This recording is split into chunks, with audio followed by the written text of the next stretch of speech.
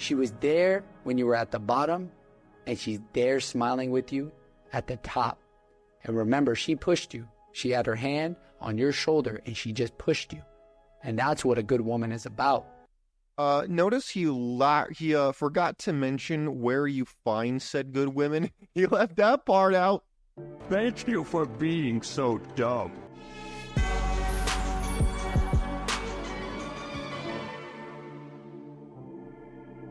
Ladies and gentlemen, welcome to the Sheep Get Sheared Podcast. I'm your host, Austin Creed.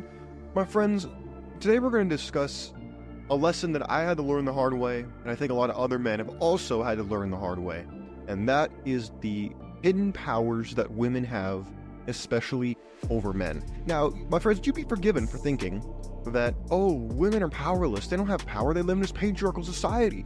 They don't have any power. Yeah, sorry, man, but if that's what you think, you're in for a very rude awakening. Get back to me in 5 years because you haven't lived enough life. You haven't seen what we're going to be talking about today. And there are multiple avenues we can approach this, by the way. We can approach this from a biological standpoint. We can approach this from a socioeconomic standpoint. We can approach this in many different ways. But what we're going to do, we're going to approach it from a story that I'm going to tell you that happened to me the other day. And then we're going to look at the dynamics that you might find on the internet. We're going to get into some conversations. And throughout all of this, what I would encourage you to do is we each have a story.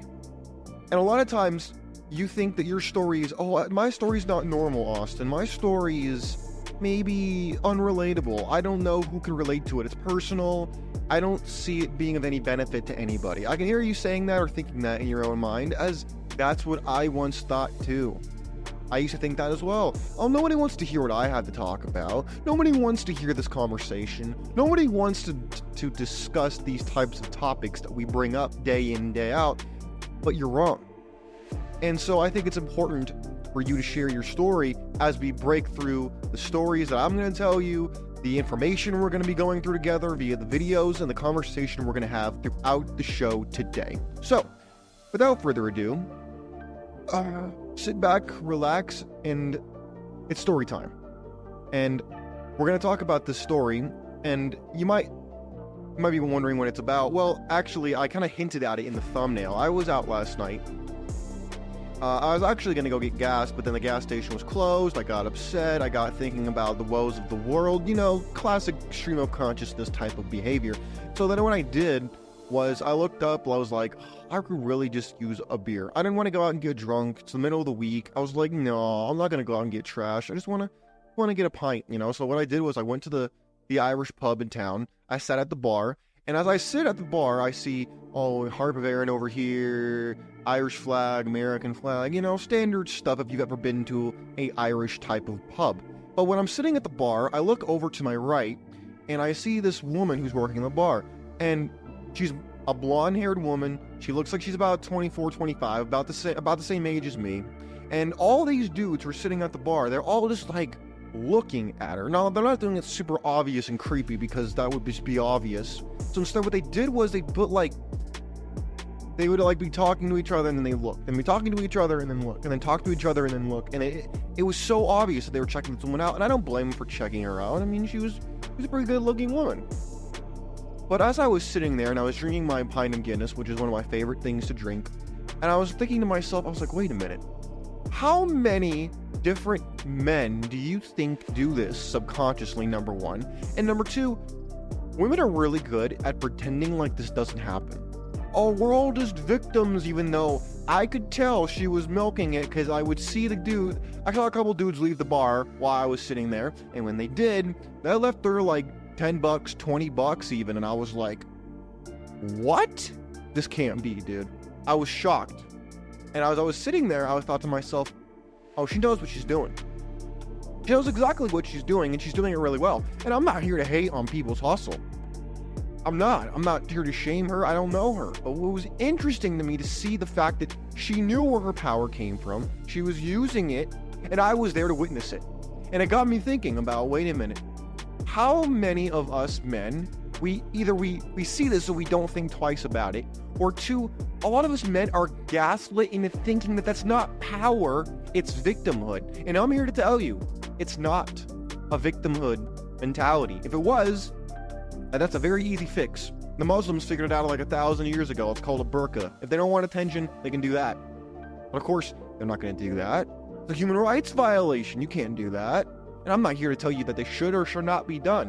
What I'm here to tell you is there's an easy fix to the solution, but the problem is people want to cherry pick, and that's why we're getting in this conversation today of the power that women have, and we're going to get into this multifaceted issue now that you have a little bit of background as to why this came to my attention. So when I'm talking about the gaslighting of men, we're going to jump into this first video, and I want you to let me know if you've ever been this guy, sounded like this guy, or been conditioned to be this guy in any form or fashion. Let's get started. Power of a woman is incredible.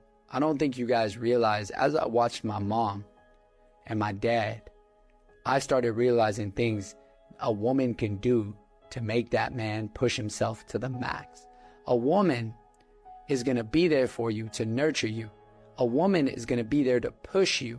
A woman is always going to be there for you for your success and your failures. And she will make sure that when you fall, she will pick you up. See, gentlemen, we're going to pause right there. The reason we're going to pause right there is I want the guys who have been divorced to enter the chat, please, and tell these guys what actually happens. Tell these men who are watching the show right now, listening to the show right now, can you please sound off and tell these men, is what this guy's saying true?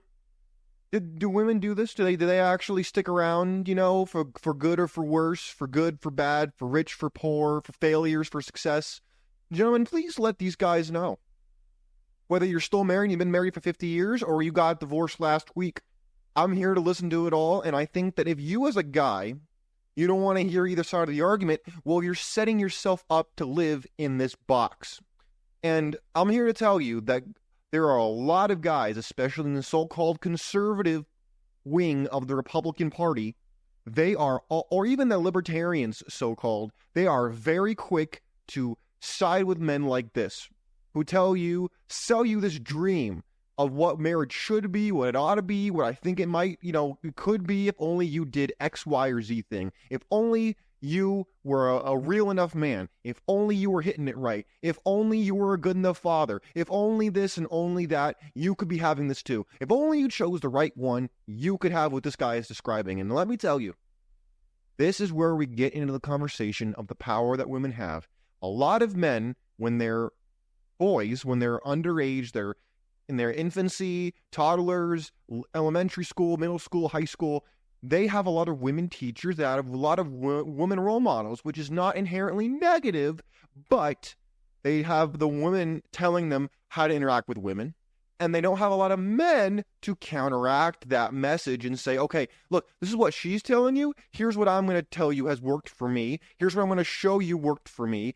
And you don't have a lot of this overall balanced input that a lot of men lack. And then what they got to do is in their adulthood, they get hit by the train of reality.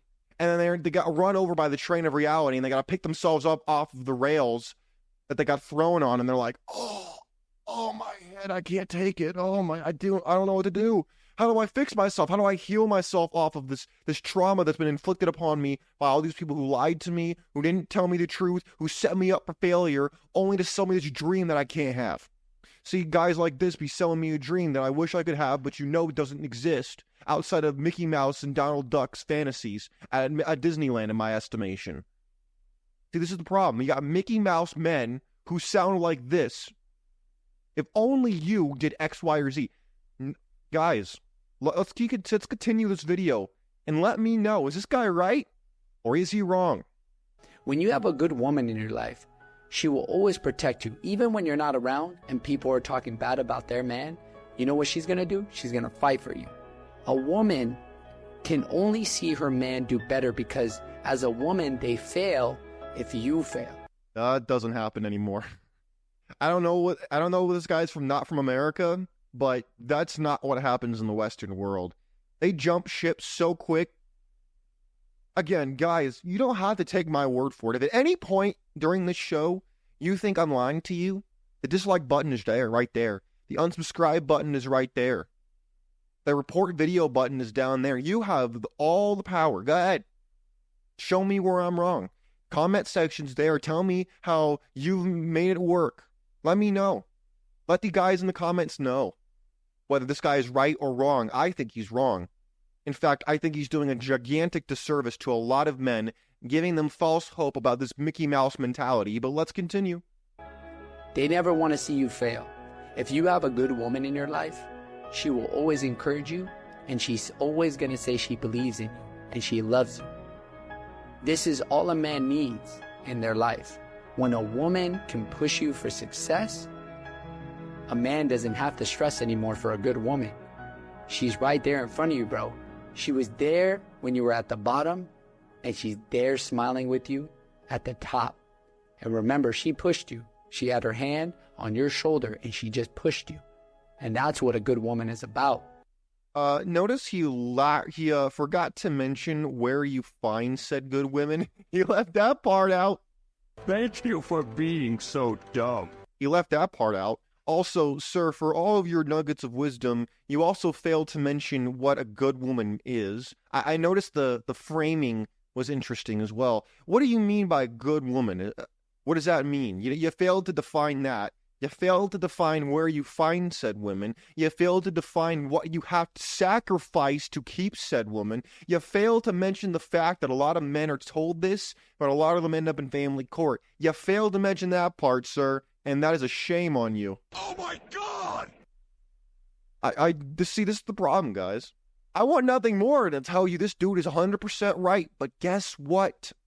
The numbers, the experiences of a lot of other men, they tell a different story, a more humbling and less idealistic version of the story he just laid out. And my friends, I'm not here to tell you that if you want to have this, that it's, quote, impossible to have this. But here's what you need to understand. This is not what is biologically put into a woman's mind. You ever notice throughout let's do some not so drunk history with your boy Austin Creed for 2 seconds, my friends. Let's go to the various wars that have happened over the history of humans. Let's go to the Crusades. We could go to the Mongol invasion. We could go to the Muslim invasion. We could go to the Greeks and Alexander the Great. We could go to the conquests of Egypt. We could go to the conquests of North America and South America by the conquistadors. We could go through the entire litany, and you know one thing is constant?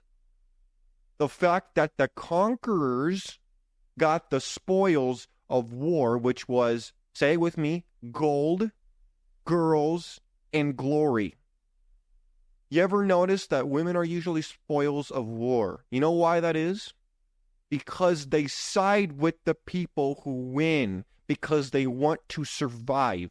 So if you as a man are losing, their biology does not tell them to stick with you. They tells them to find a better mate who would ensure their future survival and the survival of their offspring if they have any, or if they want to have any.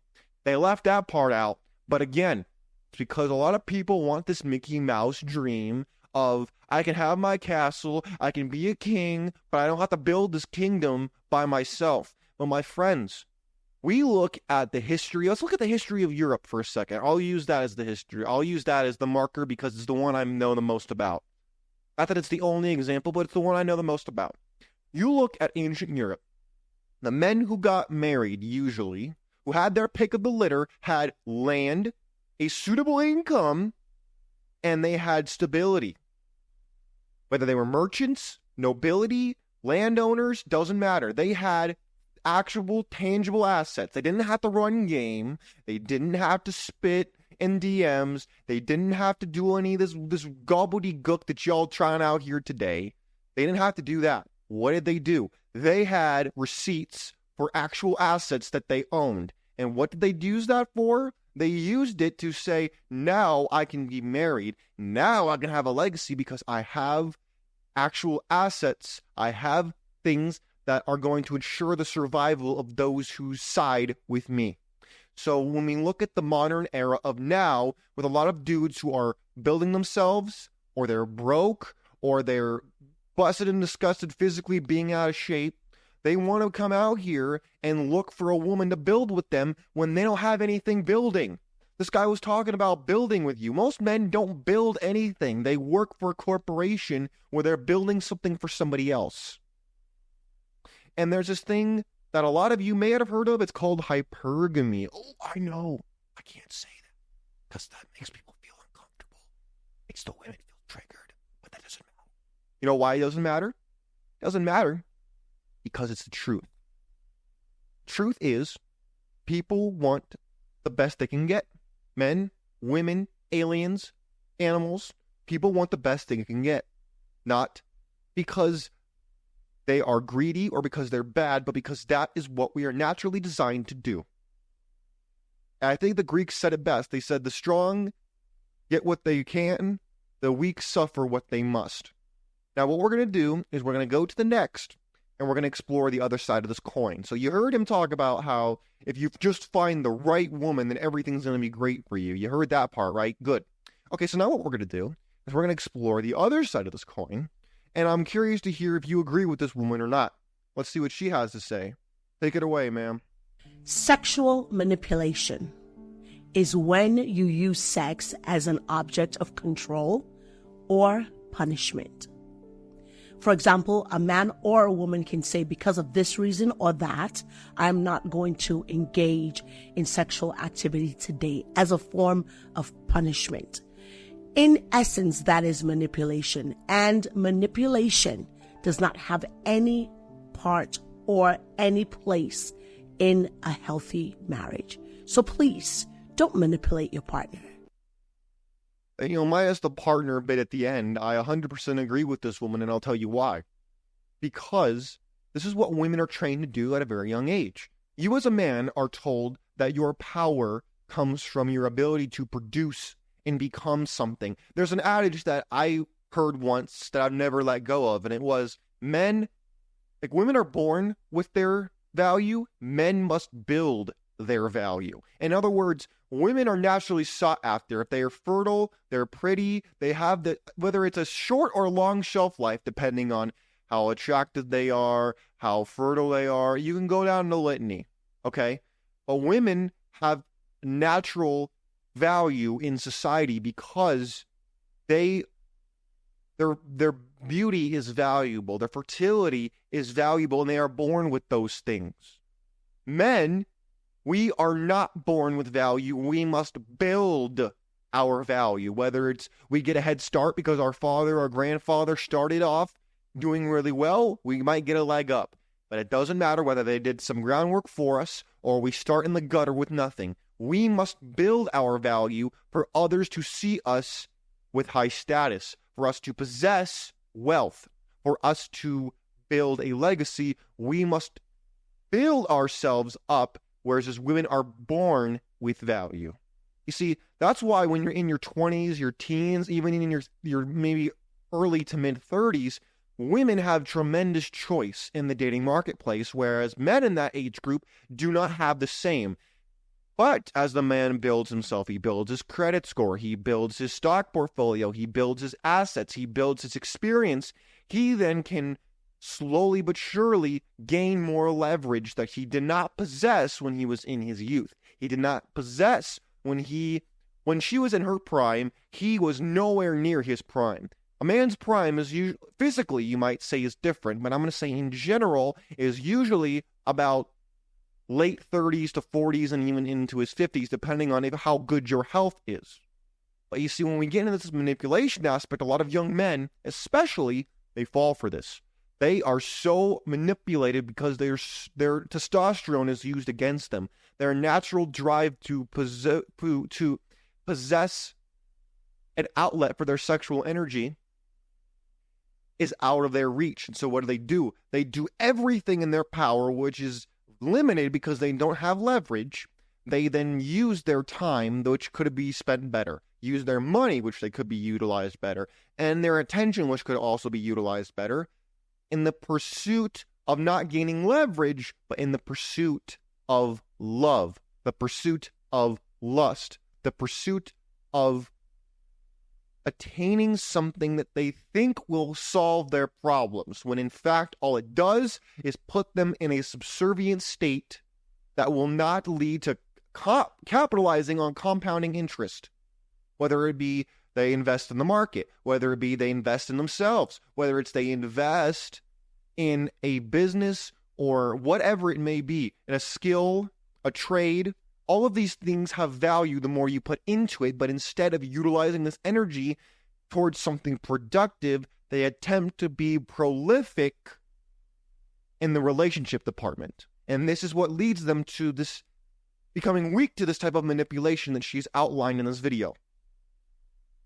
But even in marriage, it doesn't stop. See, that's what she was highlighting again. You think that if you get married, you're going to have more access and exclusive access, when in fact, that's not a guarantee. It used to be enforced once by the society you were around. Adultery was frowned upon both for women and men, coincidentally. Yes. Oh, yes. It was condemned by both sides. If a man cheated on his wife, his friends would beat him up. He was ostracized. If a woman did it, she was shunned, got the scarlet letter, you name it.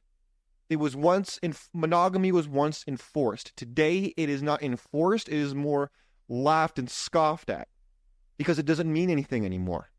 So what we're going to do now is we're going to go to the final video I wanted to show you guys about how it is that women hold these powers over men. And we've been dancing around the issue, but I think for the final time, we're going to just drive this whole point home because we've been hinting around it this whole time. And now what we're going to do is we're going to drive it all home with this video right here. And let's see what this guy has to say. Take it away, sir. Everything is about sex, except for one thing, which is sex itself. This is an argument that the French psychoanalyst Jacques Lacan makes based on Freudian psychology. He says, sex sells. We sell fashion with sexuality. We sell perfume with sexuality. We sell cars with sexuality. We sell movies with sexuality. The one thing that we don't sell with sexuality is sex itself. We keep sex hidden and private and away from the public eye. This is why everything in the world is about sex, except for one thing, sex itself.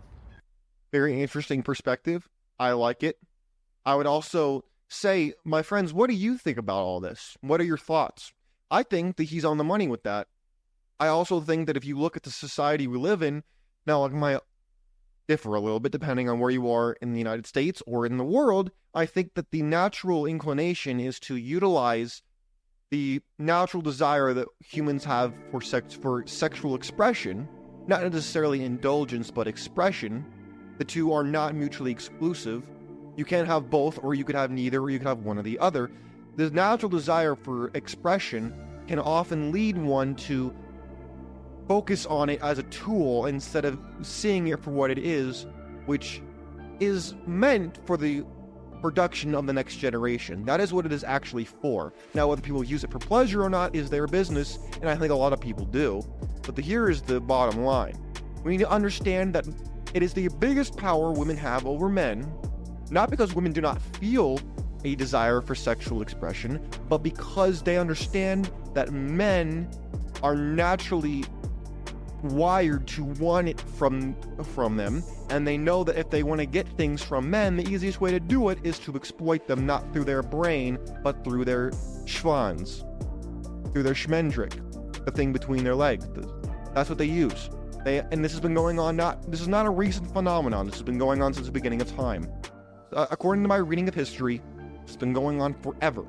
And a lot of men, unfortunately, and I'm sorry to tell you, they don't have discipline with their dingling. What they do is they tend to just go in, they tend to take the dive, and then figure out whether there are piranhas in the tank afterwards, whether the water is toxic afterwards. They figure everything out after they take the plunge, not before. And I would encourage you to not be like that, because all it's going to do is set you back, have you take risks that have little to no reward and a lot to potentially lose. We talked about that earlier this week with no risk, no reward. A lot of us, we take the wrong risks that have little to no rewards at the end should we even win, if it's possible.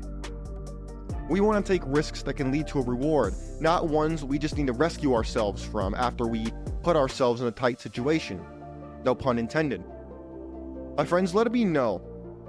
Have you witnessed this type of power, whether it be at the pub like me, or in person in your marriage, or maybe you've seen some of your friends experience this, maybe you've experienced this? You let me know. Let the guys in the comments know if you want to share your story, you want to vent a little bit, you want to share and get it off your shoulders. You're welcome to do it here on the show. My friends, take care of yourselves. I would love to hear your stories. Let me know if anything you want to hear discussed more of, or something that's been, eating away your heart or your soul. You let me know. Till next time, my friends, take care. I'm out. Peace.